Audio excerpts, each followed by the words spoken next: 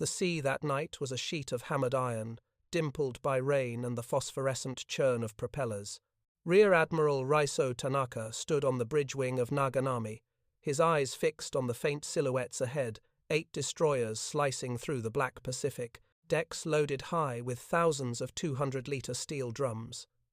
Inside those drums lay the fragments of an army's survival: rice, dried fish, rifle ammunition, quinine, morphine.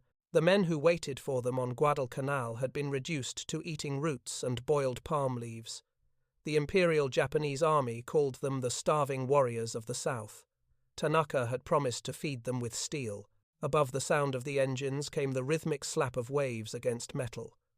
The drums, lashed 3 deep and chained in long rows down each destroyer's deck, clanged softly like distant temple bells. To anyone else, they looked like cargo gone mad. A destroyer was a blade, not a barge.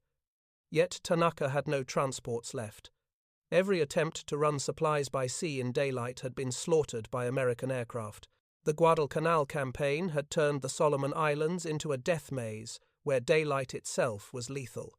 In Tokyo, strategists still drew lines across maps, Rabaul to Guadalcanal, Kolombangara to Munda, as though the sea were a road. Tanaka knew better.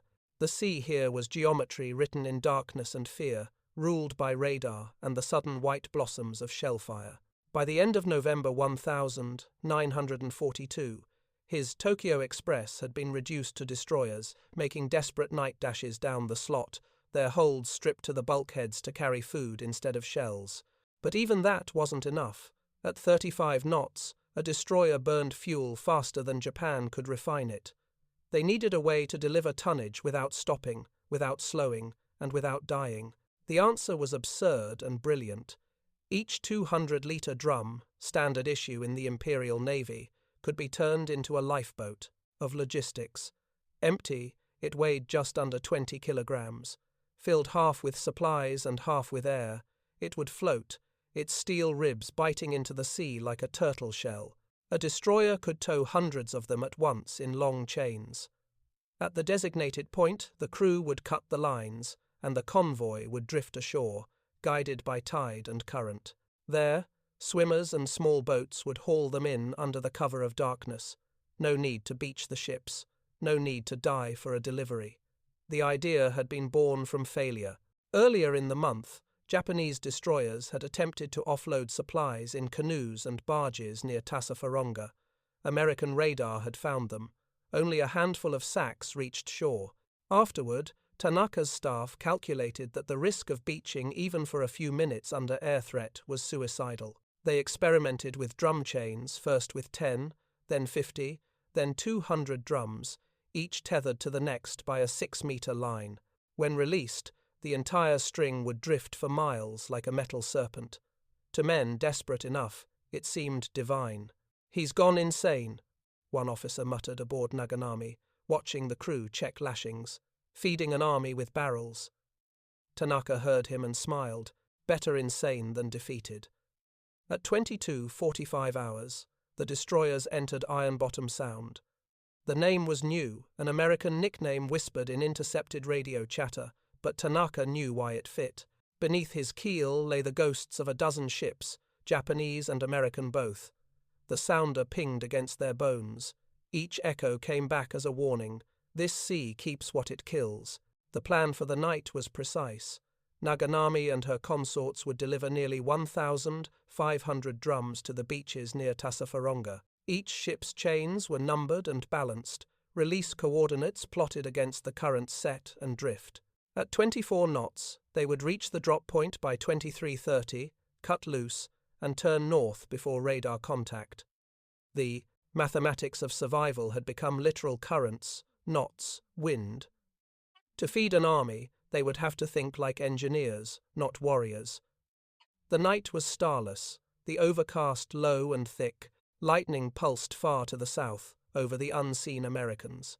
Tanaka raised his binoculars just as Kuroshio signaled, "Enemy radar likely active." It no longer mattered. The convoy's geometry was already in motion. At 23:16, white stars burst on the horizon, searchlights. The Americans were waiting 4 heavy cruisers and a screen of destroyers.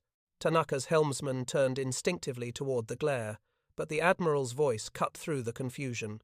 "Maintain course. Drums, first." The first string went over the stern with a rush of frothing water. The lines sang against the tension, then snapped free. The drums fanned out like black coins on ink. One after another, the destroyers cut their loads. Steel hit water. The ocean swallowed the sound. Then the world exploded. American shells ripped into the night orange streaks that found the sea and turned it white. The Japanese destroyers swung to port, loosing their famous Type 93 Long Lance, torpedoes giants fueled by compressed oxygen, capable of running 20 kilometers unseen. They left no wake, only the faint shimmer of death. Minutes later, USS Minneapolis was struck forward, her bow sheared off. New Orleans lost hers too. Pensacola burned in a pillar of fire. Tanaka watched the horizon bloom and knew the destroyers had done their work.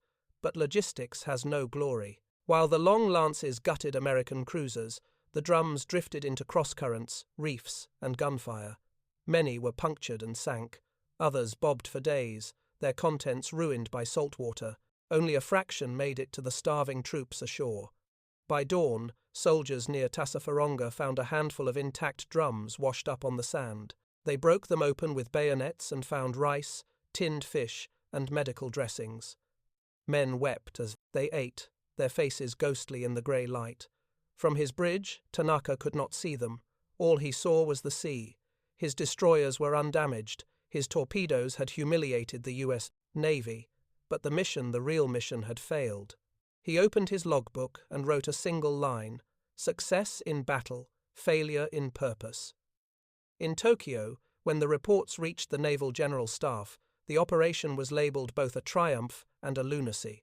One admiral remarked, "Tanaka wins battles but feeds no one."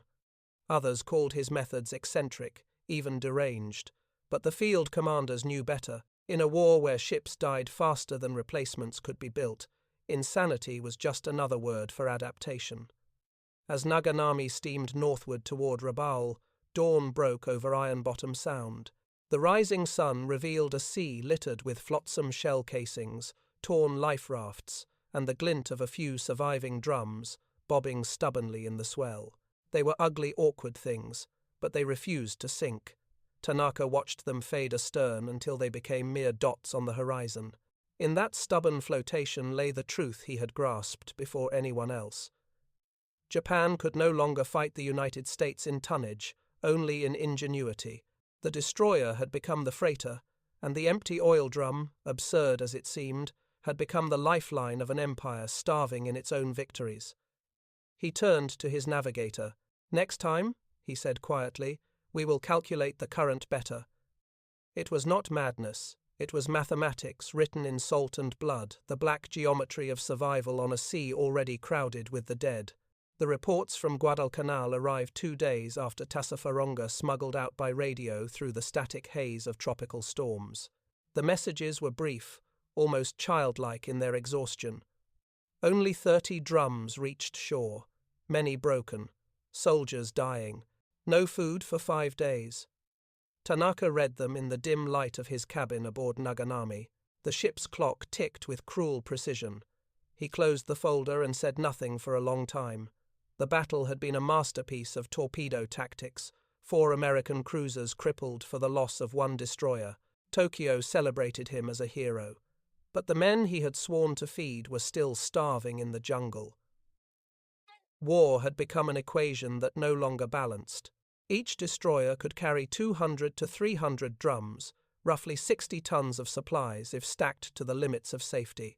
A full convoy of 8 ships could deliver nearly 500 tons if the drums survived the drop and drifted ashore intact. But in practice, less than 10% reached their targets. The rest were claimed by the sea, punctured by coral or strafed by American aircraft the following morning. Tanaka began calculating, literally, in the margins of his logbook.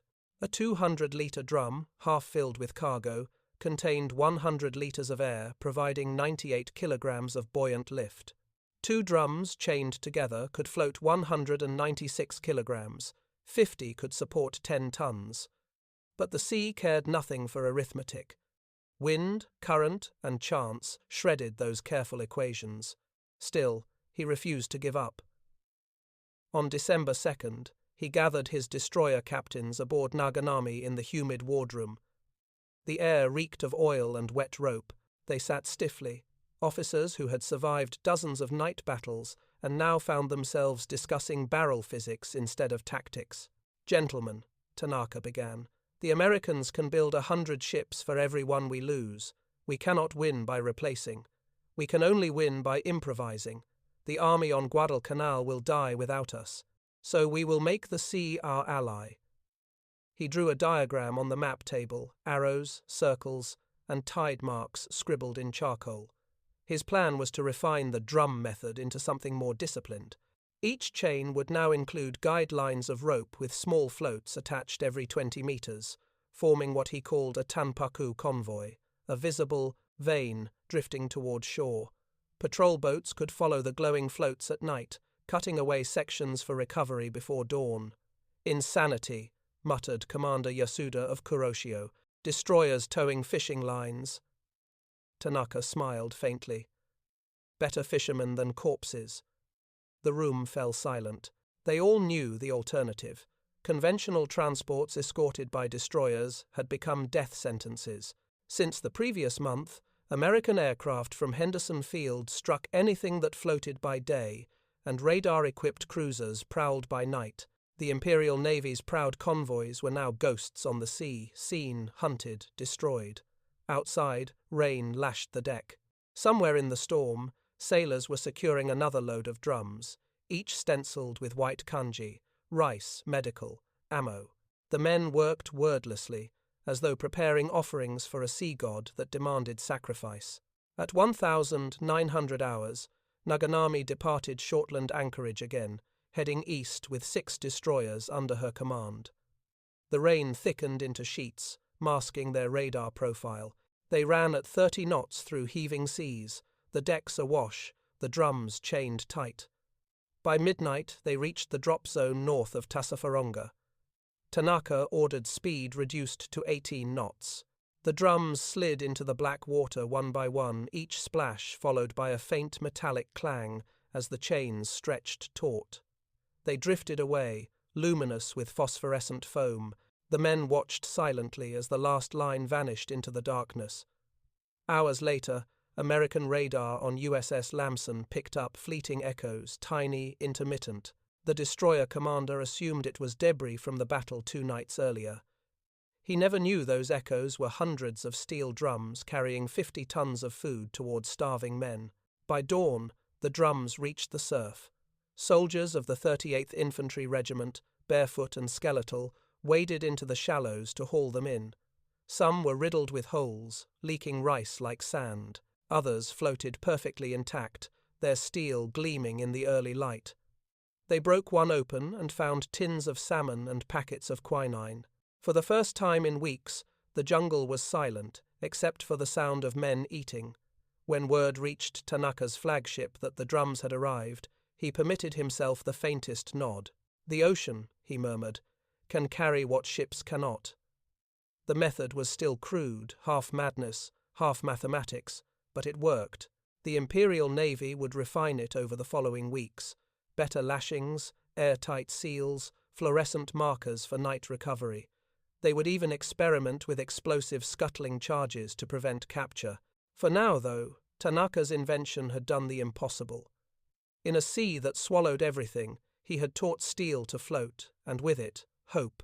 The moon hung over Guadalcanal like a lantern wrapped in fog, its glow diffused into a pearly haze that painted the surf in faint silver.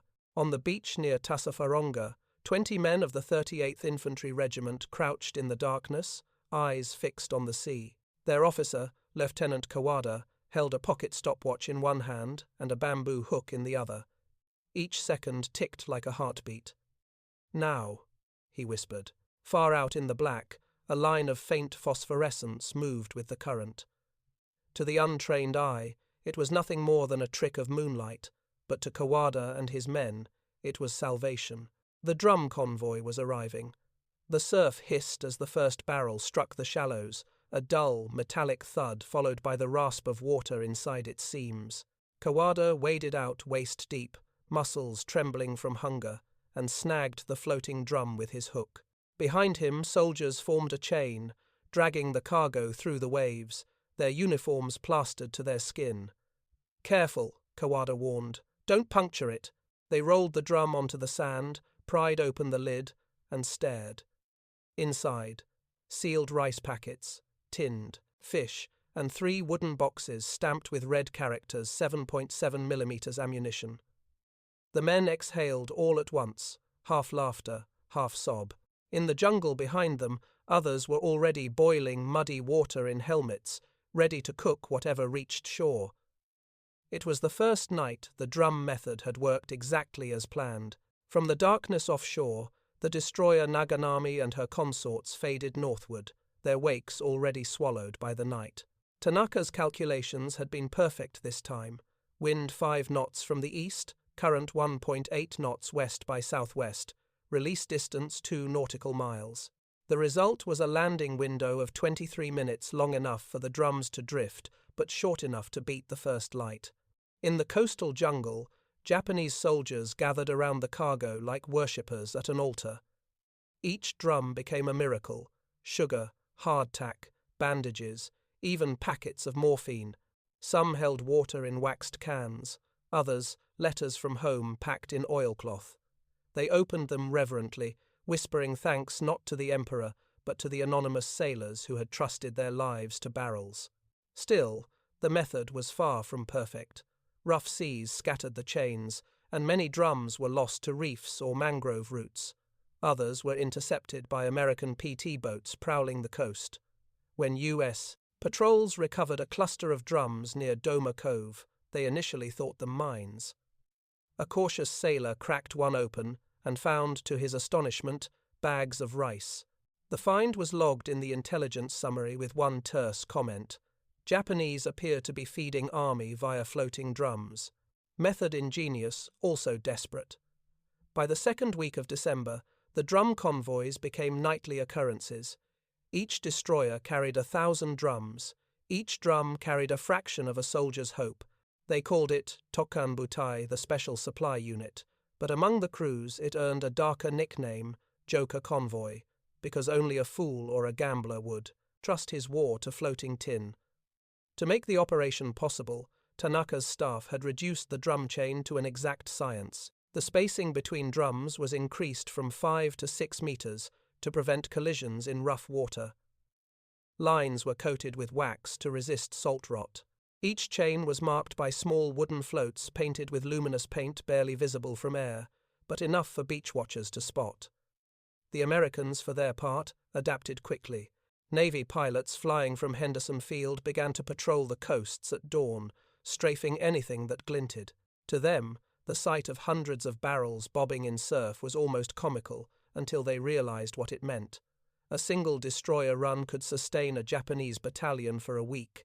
Lieutenant Commander Thomas Cavanaugh of the 67th Fighter Squadron wrote in his log, "We strafed the beach west of Tassafaronga hundreds of barrels in the surf, hit maybe 20 before fuel forced us home. Hardly seemed worth it. The rest kept bobbing." That was the genius of the method. Steel was patient. The drums, even when holed, refused to die. A bullet would punch through one side and hiss out the other, leaving it to wobble upright again. Some floated for days, drifting in slow arcs until they grounded on beaches miles away. Islanders would find them weeks later, split them open, and find hardtack still dry within. To the Japanese soldiers who received them, the drums were more than cargo. They were proof that the Empire had not abandoned them. Men saluted the barrels as they came ashore.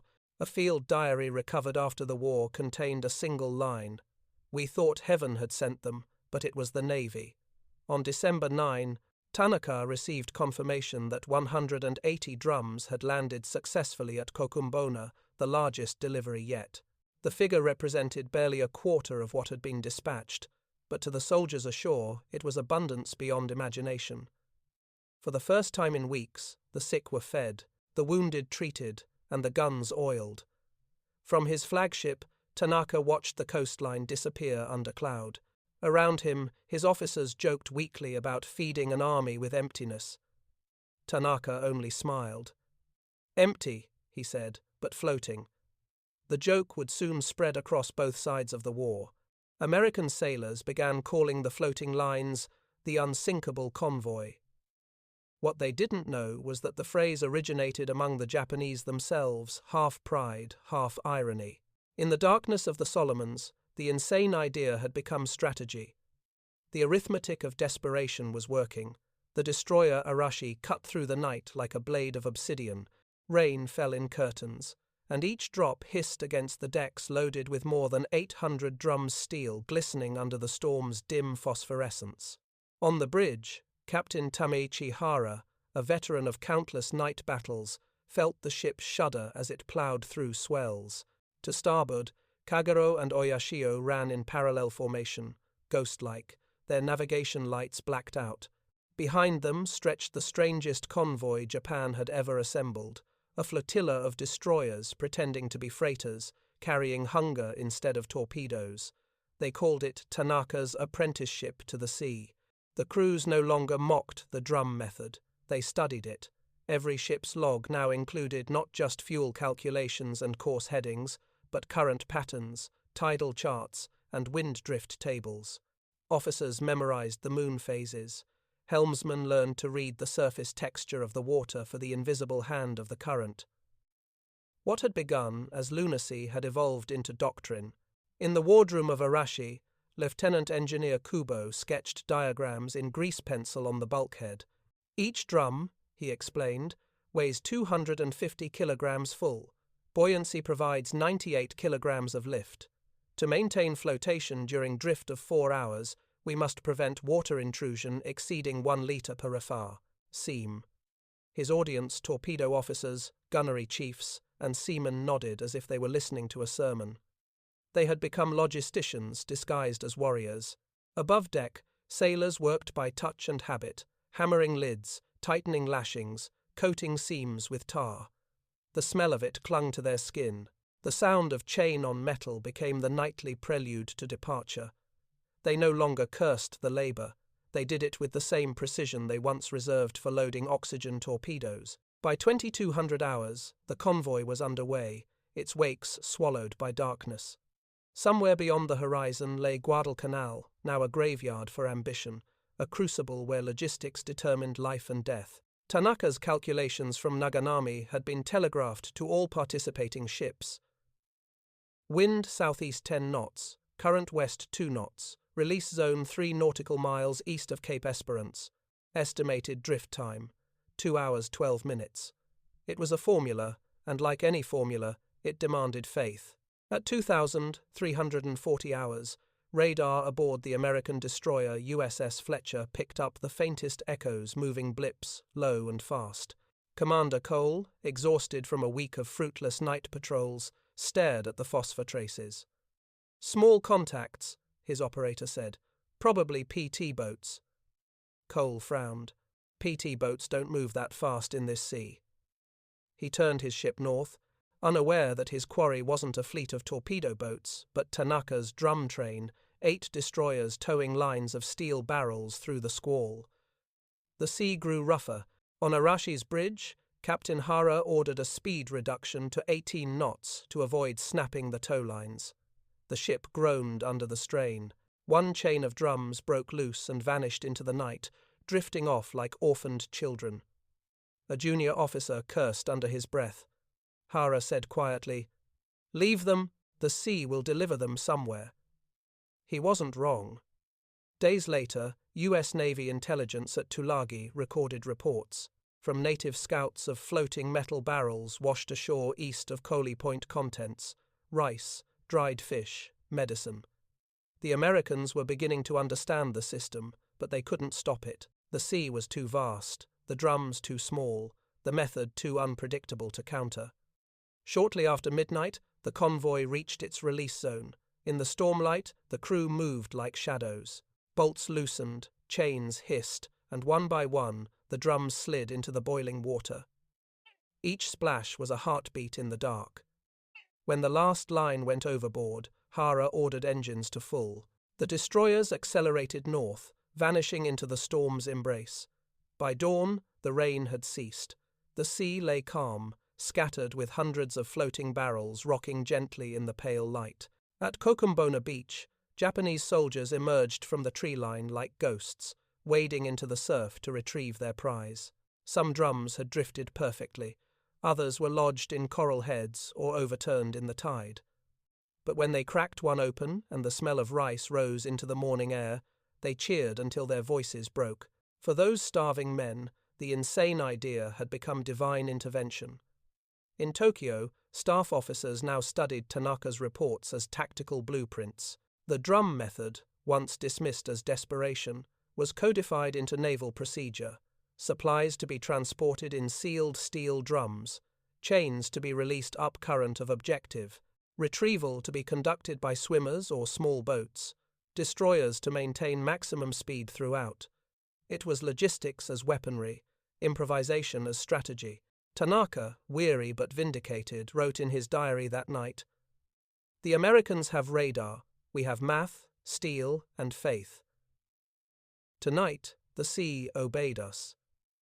It was more than faith, it was the transformation of necessity into art, the moment when Japan's navy, beaten in tonnage, learned to fight the ocean itself and, for a fleeting time, to win. By mid-December, the sea off Guadalcanal had become a graveyard of invention.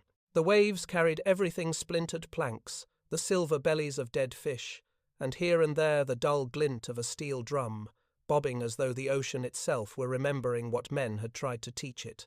Admiral Raizō Tanaka stood again on the bridge wing of Naganami, his coat soaked through by salt spray, his thoughts turning in the same endless rhythm as the propellers below. The drum method had now been attempted 8 times in 2 weeks.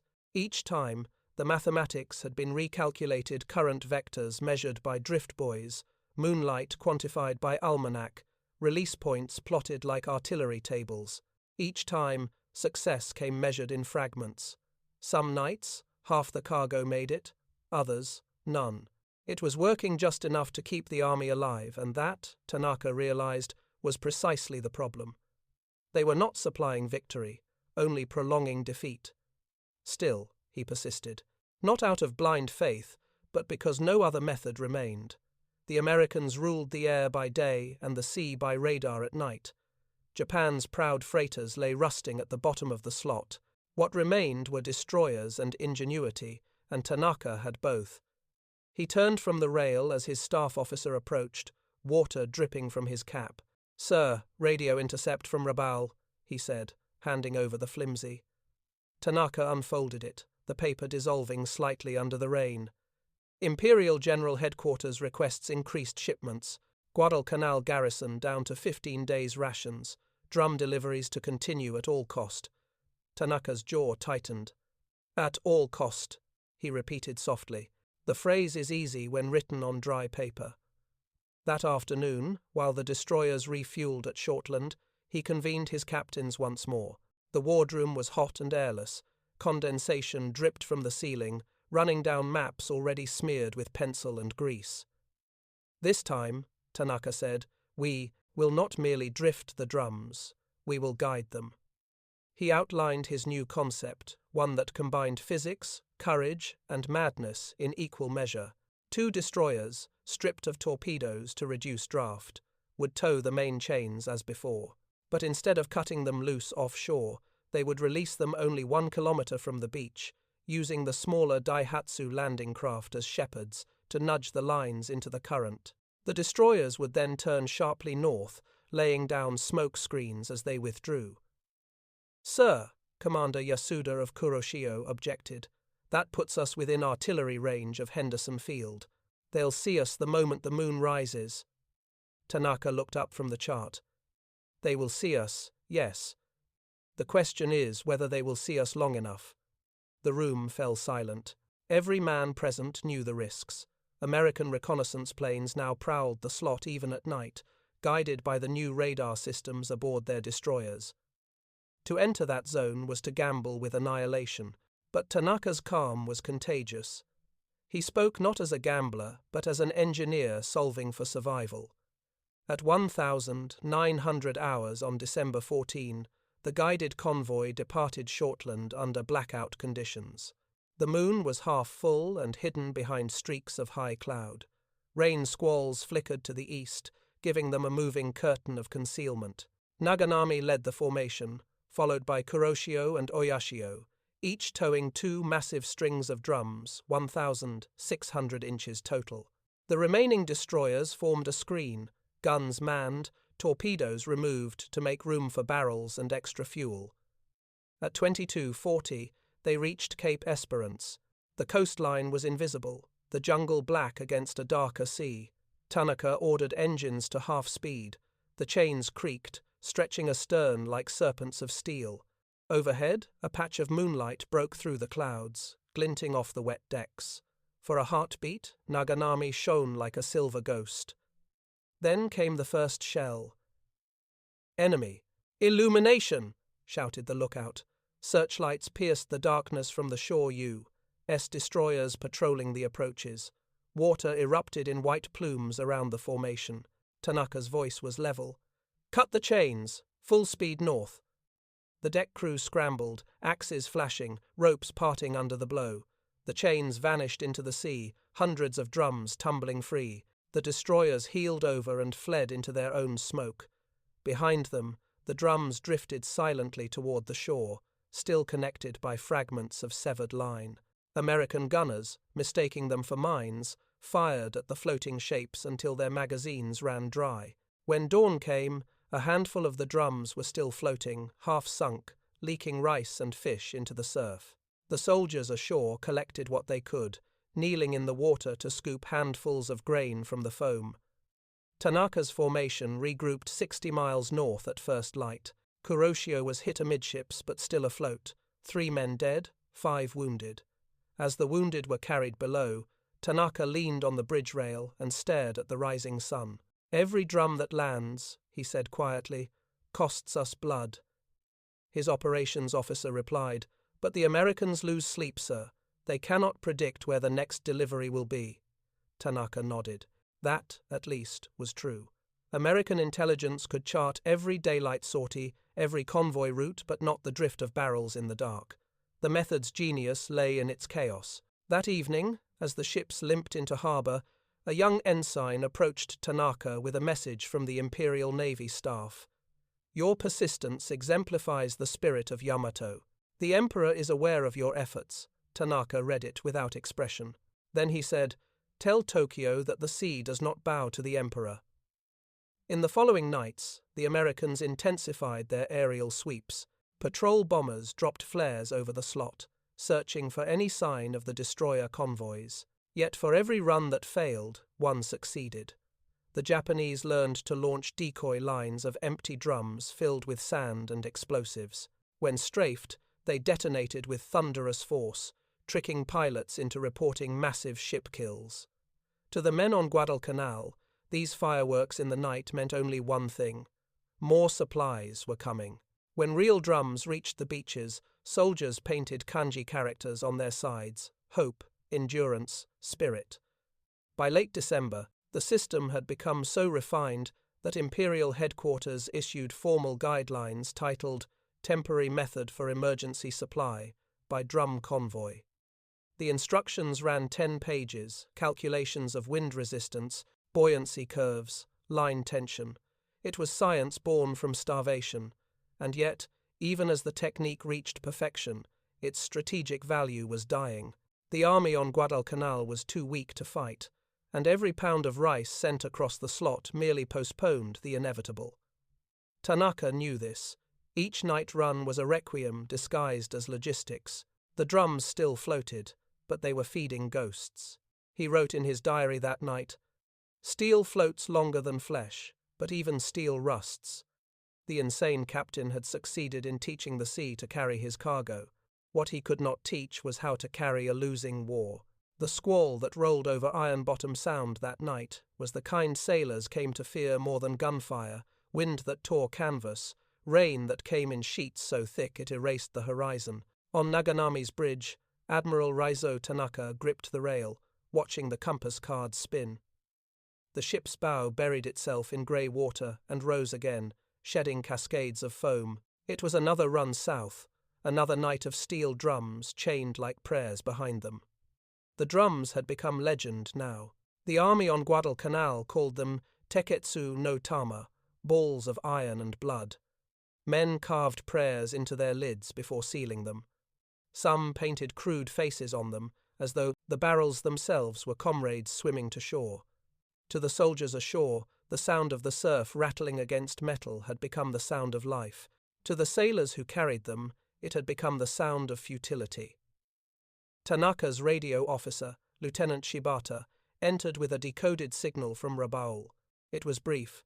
Guadalcanal situation critical. Enemy air superiority complete. Deliver at least 100 tons by 22 December or garrison will be lost. Tanaka folded the paper carefully. 100 tons, he murmured. A simple number written on dry land. They do not know what it means to measure a ton in men. The destroyers were low on fuel, their boilers coughing black smoke. Japan's logistics were unraveling even faster than her ships.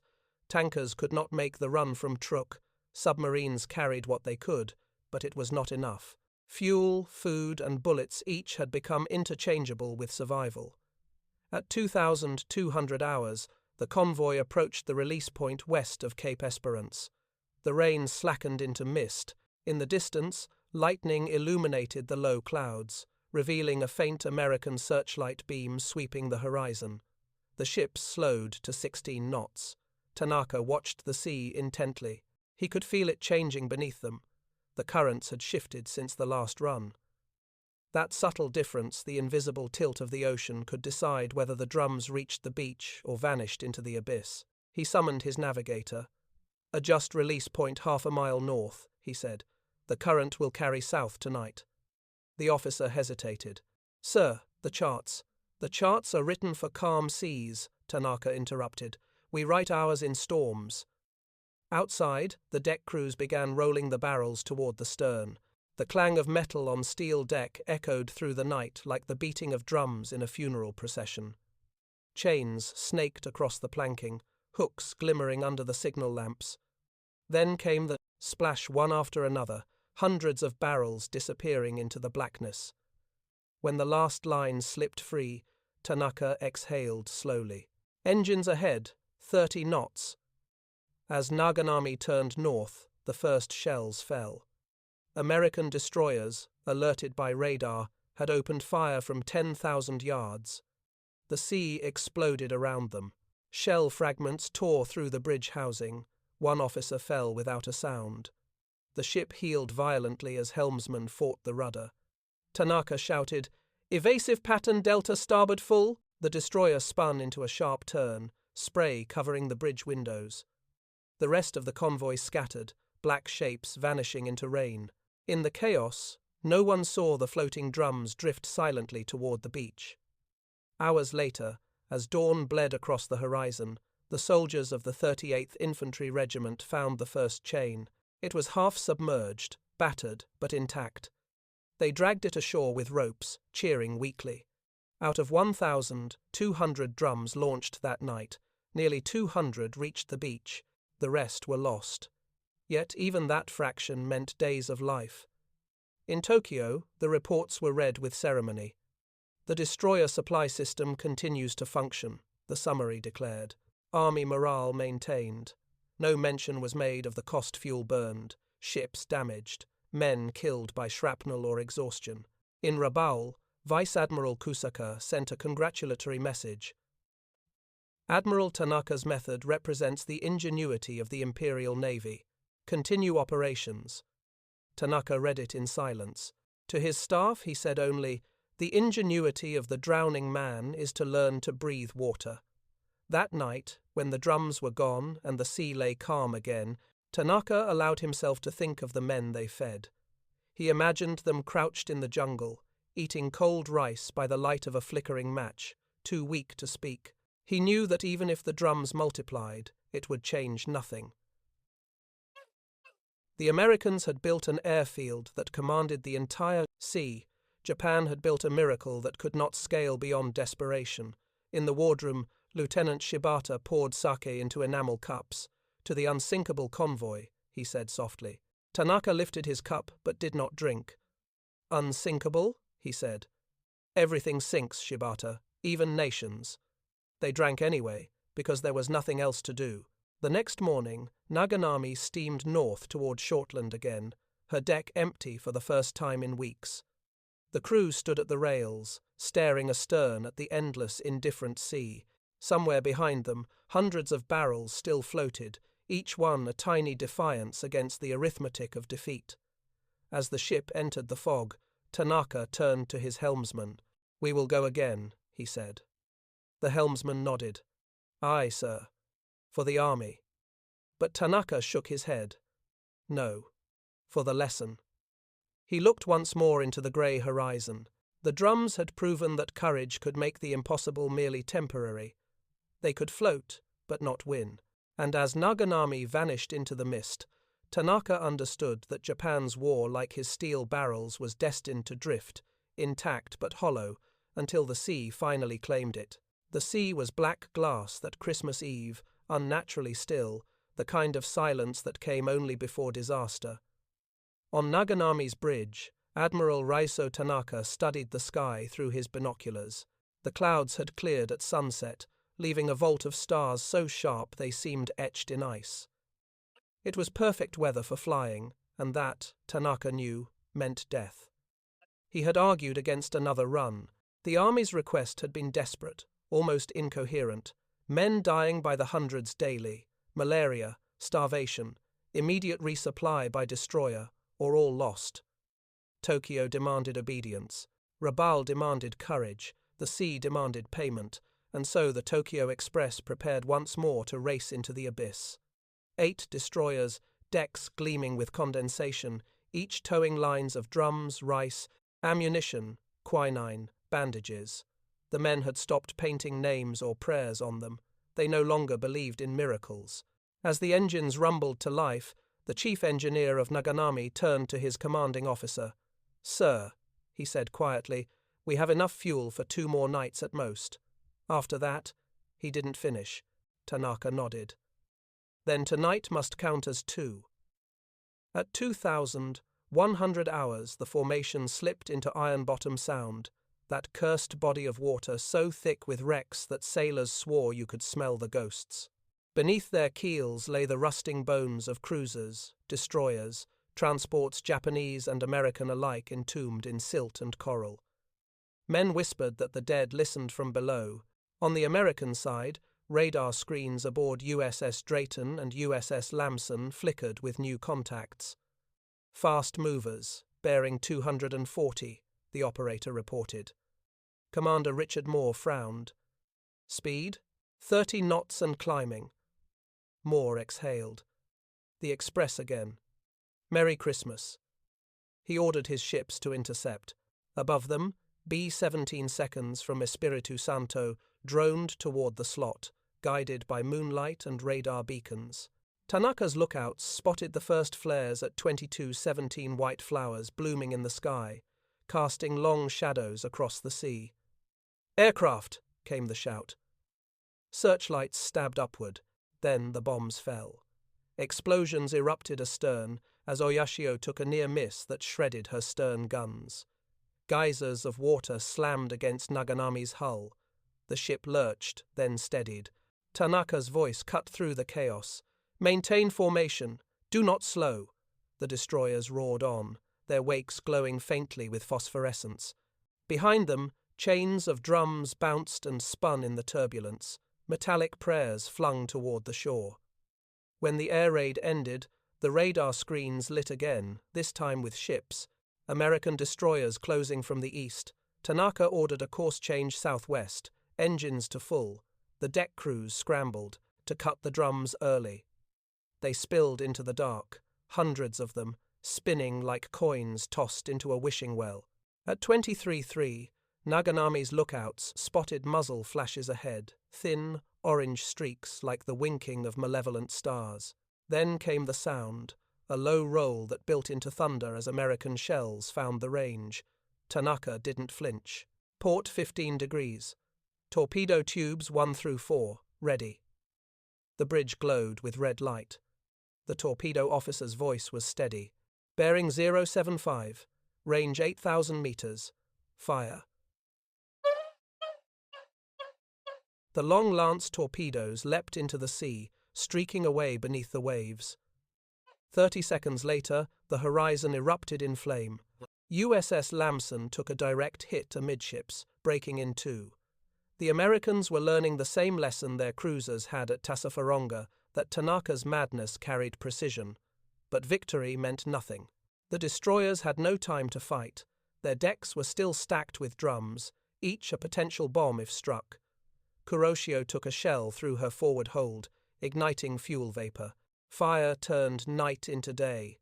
Men jumped overboard into burning water. Tanaka's helmsman shouted, "Sir, we must abandon the run." Tanaka closed his eyes for a moment, then said, "Yes." Signal retreat.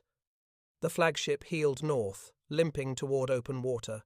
Behind them, flames danced on the sea, the funeral pyres of steel drums bursting one by one, spraying arcs of burning fuel. By dawn, the battle was over. The Japanese had lost 2 destroyers, with another crippled. The Americans lost 1, but the real toll was measured in rice and medicine, everything that hadn't reached the shore. That morning, along Guadalcanal's beaches, soldiers found only fragments, shattered barrels, charred rice grains mixed with sand, and the corpses of men who had tried to swim out to meet the convoy. Corporal Shigeyama of the 228th Regiment wrote in his diary that day, "The sea gave us nothing. It only showed us what we had lost." We could see the enemy's planes circling above, shining like silver fish. Even they seemed alive, while we waited to die. When Tanaka's battered ships limped back into Shortland Harbour, silence greeted them. There were no salutes, no cheers, only the hiss of steam escaping ruptured valves. The crews moved like old men. Tanaka went straight to his cabin and dictated a message to Rabaul. Drum supply method no longer feasible under present conditions. Recommend immediate cessation of night convoy operations. Guadalcanal untenable. He signed it simply, Raizō Tanaka, Commander, Destroyer Squadron 2. The reply came 6 hours later. Imperial Headquarters directs continuation of operations until further notice. Tanaka stared at the paper, then folded it and placed it in his logbook without comment. He knew what "until further notice" meant. It meant until every ship was gone. That evening, he stood on the pier as the sun set behind Bougainville. The water was calm again, deceptive as always. In the fading light, he could see hundreds of empty barrels stacked along the shore, their paint blistered, their seams rusting. They looked like tombstones waiting for names. The insanity had reached its purest form, logistics without purpose, obedience without hope. Tanaka turned to his aide and said, "The Americans think they fight the Imperial Navy. They are wrong. They fight arithmetic." And the arithmetic, he knew, was finished. The next order would not be for another run south. It would be for evacuation. But the sea, indifferent and ancient, would keep its trophies, the drums, the ships, the men. Ironbottom Sound had room for them all. That night, under a moon veiled by thin clouds, Tanaka wrote his final note on the operation. "We tried to feed ghosts. The drums floated, but Japan sank. The first dawn of 1943 came grey and thin over Ironbottom Sound. The sea was calm, too calm, and that alone felt ominous. On the bridge of Naganami, Admiral Raizō Tanaka watched the horizon with the hollow stillness of a man who had outlived his purpose. The drum method had ceased in all but name. The last run before New Year's Eve had ended in catastrophe. Kagero and Oyashio sunk, Arashi crippled, hundreds of drums lost to the tide. What floated ashore now was not food, but wreckage barrels cracked open, rice mingled with oil, and the seabirds that fed on it dying soon after. The soldiers on Guadalcanal no longer waited at the beach. They buried their dead and burned the rest. In Rabaul, the order had finally come down, Operation KE, the evacuation of Guadalcanal. After 6 months of attrition, The Empire had decided to withdraw the survivors under cover of deception. The irony was bitter. The same destroyers that had once carried rice and ammunition would now carry men broken by starvation and fever. The unsinkable convoys would run once more, but this time in reverse. Tanaka received the directive on January 4. It was brief and bloodless. Transfer of 11th Army survivors to Kolombangara to commence immediately. Destroyer Squadron 2 to execute extraction schedule. Enemy must not perceive retreat. He read it twice, then folded it neatly and placed it beside his logbook entry for the day before. The sea has nothing left to give. On the 10th of January 1943, the first phase began. Naganami led 7 destroyers south through the slot, under a moon so bright it felt like betrayal. The ships were stripped for speed, no drums, no supplies, no excess weight. Their decks were bare except for stretchers and ropes. At 2,300 hours, they reached Kamimbo Bay. The shoreline flickered with signal lamps, 3 short flashes, 1 long Japan's code for friendlies ashore. The landing craft came out from the shadows, each one loaded with men who no longer looked human. Skeletons in tattered uniforms, skin eaten by malaria, eyes wide with disbelief at the sight of steel decks and clean water. "Where is the food?" one soldier croaked as he was lifted aboard. "There is no food," a sailor answered. "Only home." By dawn, Naganami's decks were packed shoulder to shoulder. The stench of rot and sickness clung to everything.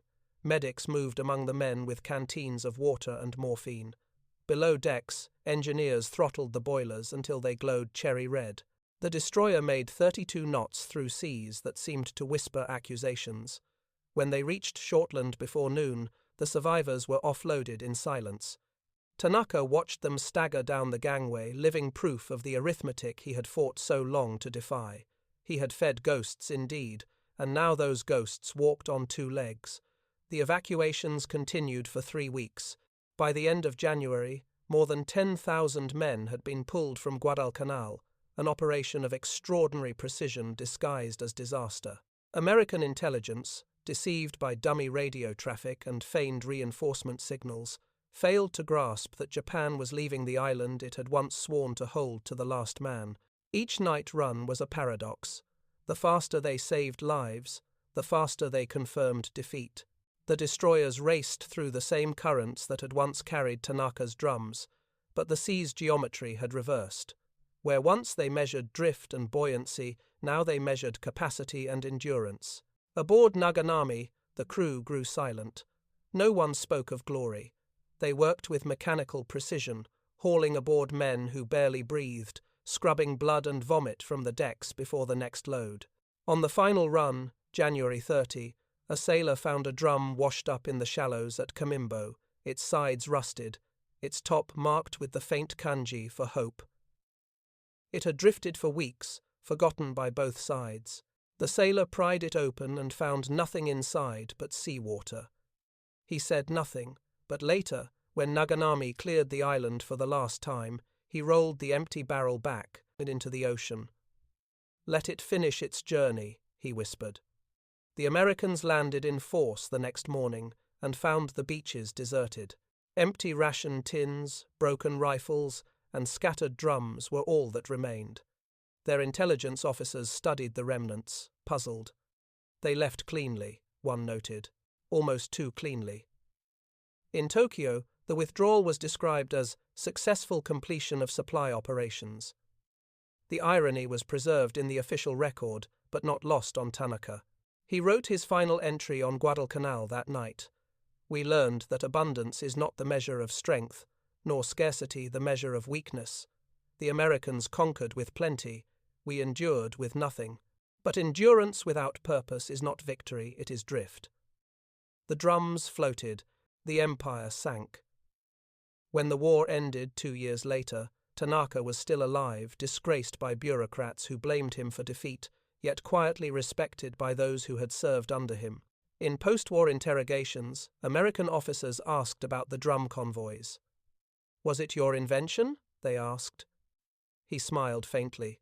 "No, it was the sea's. We merely obeyed it." They pressed him further. "Do you believe it was madness?" Tanaka looked out the window of the Yokosuka detention center at the calm harbor beyond. "All wars are madness," he said. "Ours floated longer than most." Decades later, divers exploring Ironbottom Sound found the rusted skeletons of Tanaka's drums scattered among wrecks of destroyers and cruisers. Barnacles had claimed them, coral had wrapped around their seams, fish nested inside their hollow bellies. In the dim light, they no longer looked like cargo, they looked like graves. Some still bore faint characters carved by sailors long dead: courage, rice, home. The sea had kept them, as it keeps all things, and somewhere in that eternal stillness, perhaps the ghosts of Tanaka's unsinkable convoys still drift iron and salt, bound together by the mathematics of survival, proving that even in defeat, ingenuity can float longer than hope.